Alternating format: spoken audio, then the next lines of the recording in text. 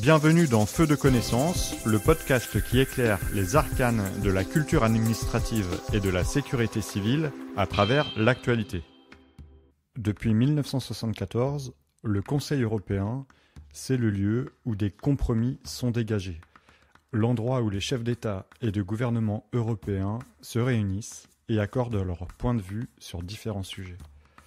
Feu de connaissance revient dans cet épisode sur le rôle de cette institution européenne qui occupe une place centrale dans la prise de décision en Europe.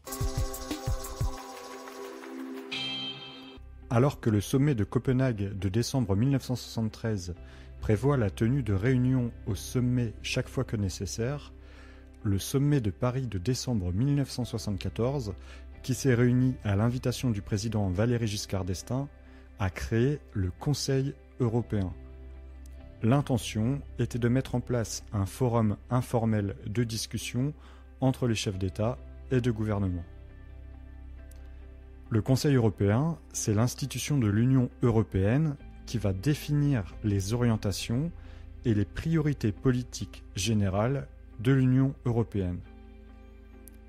Il est composé des chefs d'État ou de gouvernement des États membres, de son président et du président de la Commission européenne. Le haut représentant pour les affaires étrangères et la politique de sécurité participe également à ces travaux. Depuis le 1er janvier 1996, il se réunit au moins 4 fois par an, au lieu de 2 initialement. Depuis octobre 2003, toutes les réunions formelles du Conseil européen se tiennent à Bruxelles. Le Conseil européen devient une institution à part entière, dotée d'une présidence stable en 2009 avec le traité de Lisbonne. En décembre 2019, Charles Michel a remplacé Donald Tusk en qualité de président du Conseil européen.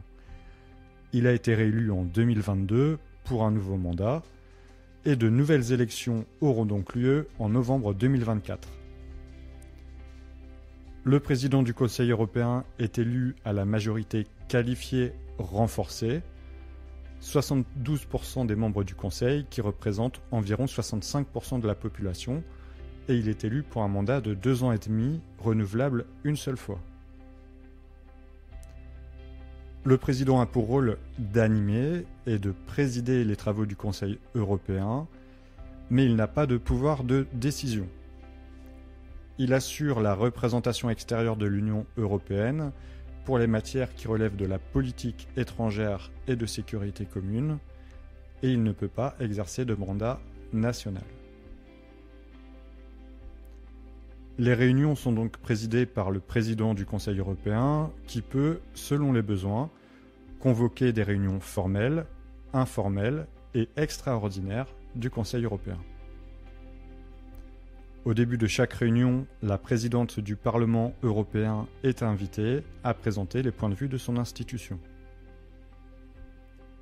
Le haut représentant de l'Union pour les affaires étrangères et la politique de sécurité participe aux travaux du Conseil européen, mais il n'en est pas membre. La présidente de la Banque centrale européenne peut être également invitée à assister aux discussions pour tout ce qui concerne les affaires économiques et financières. Parmi les autres invités à ces réunions figurent le secrétaire général de l'OTAN et le secrétaire général des Nations Unies. Ensuite, à la fin de chaque réunion, le Conseil européen adopte des conclusions qui traitent de sujets de préoccupation spécifiques et qui exposent les mesures à prendre ou les objectifs à atteindre. Le 1er février dernier, il a par exemple adopté des conclusions sur le cadre financier pluriannuel, l'Ukraine et le Proche-Orient. Ces conclusions pourront être ou non suivies par les autres institutions, donc le Parlement européen, le Conseil de l'Union européenne et la Commission européenne. Le Conseil européen désigne et nomme des candidats à un certain nombre des plus hautes fonctions de l'Union européenne. Il élit le président du Conseil européen, il propose un candidat à la fonction de président de la Commission européenne, le Parlement européen approuve le candidat proposé à la majorité de ses membres, Si le candidat du Conseil européen ne recueille pas la majorité des voix lors du vote au Parlement, il va proposer un nouveau candidat dans un délai d'1 mois à la suite de ce vote.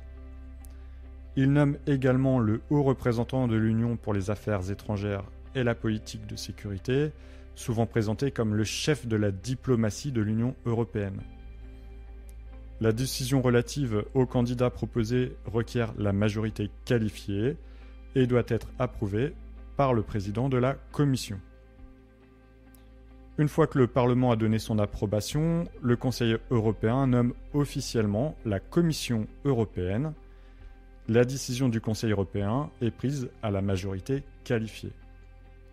Enfin, le Conseil européen nomme l'ensemble des 6 membres du directoire de la BCE, la Banque centrale européenne, à savoir le président et son vice-président, ainsi que 4 autres membres.